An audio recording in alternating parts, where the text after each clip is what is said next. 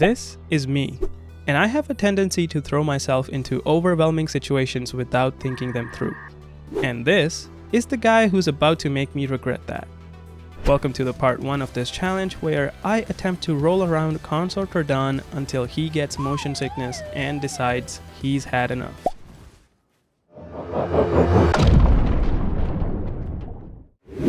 Now, rolls in Elden Ring are only meant for dodging, to evade getting hit, not to hit.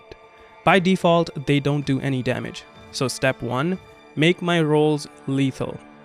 Somewhere in this haunted hellscape, there's a dude staring at a painting, and his armor is exactly what I need. But it's not quite enough. With the full Briar set equipped, each roll does 19 damage to Radahn. Radahn has 46,134 HP. That means I'd need to roll into him about 2,429 times. Assuming I can land 6 rolls every 10 seconds, that's a 1 hour and 7 minute boss fight.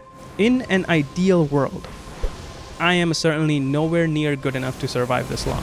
So we're gonna bump up our damage a little more, using Mantle of Thorns. Now, this spell sucks for the most part.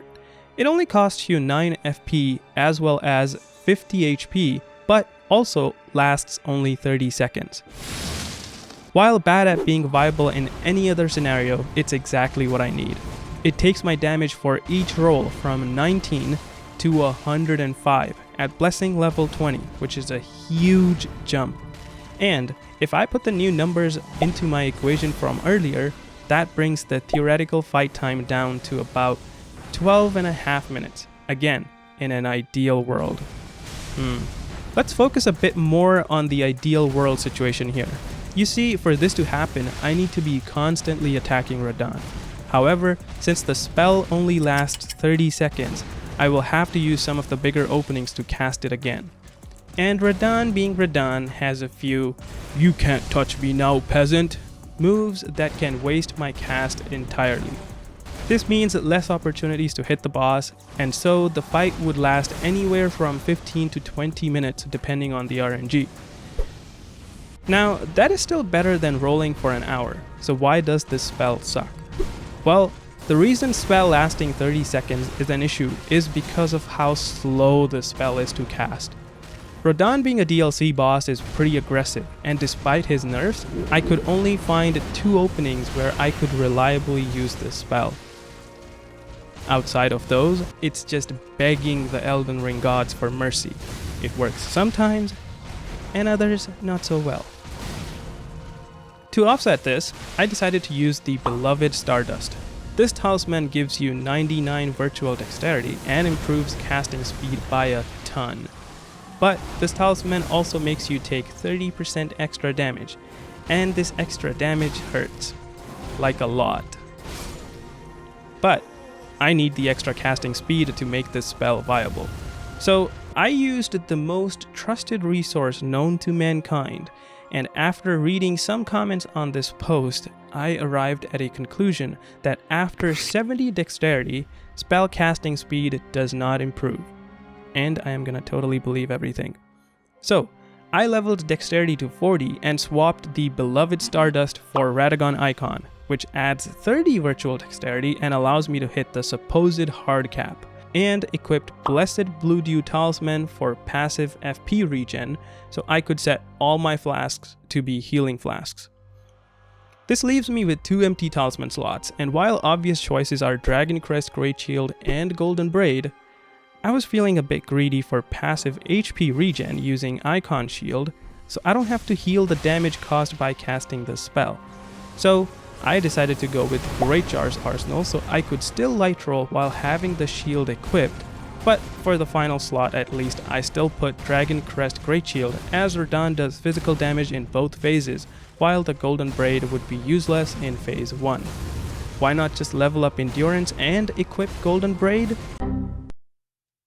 Didn't matter anyway, because I ditched Great Jar's arsenal for Talisman of All Crucible to get extra iframes for my rolls, even though it made me take 45% more damage, which makes no sense considering I was just crying about the 30% on beloved Stardust.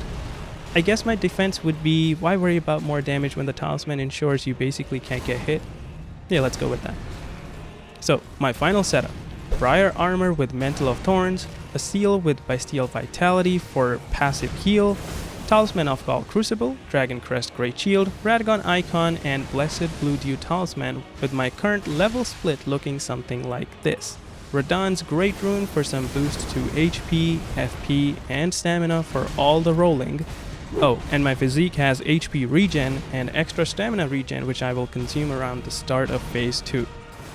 With all my learnings and all the testing through my attempts and watching fellow YouTubers go through something like this, I went in full of confidence. The fight started alright, but I was hanging in there.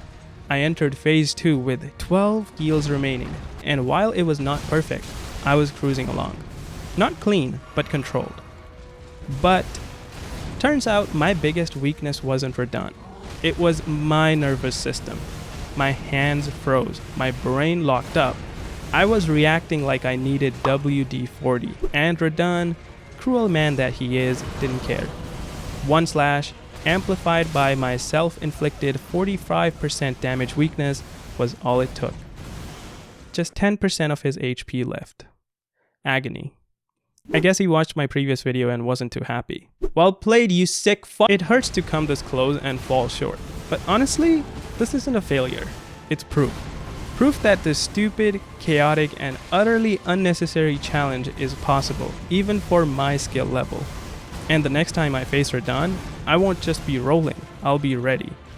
Now, as much as I want to keep throwing myself at this ginger menace, Night Rain is almost here.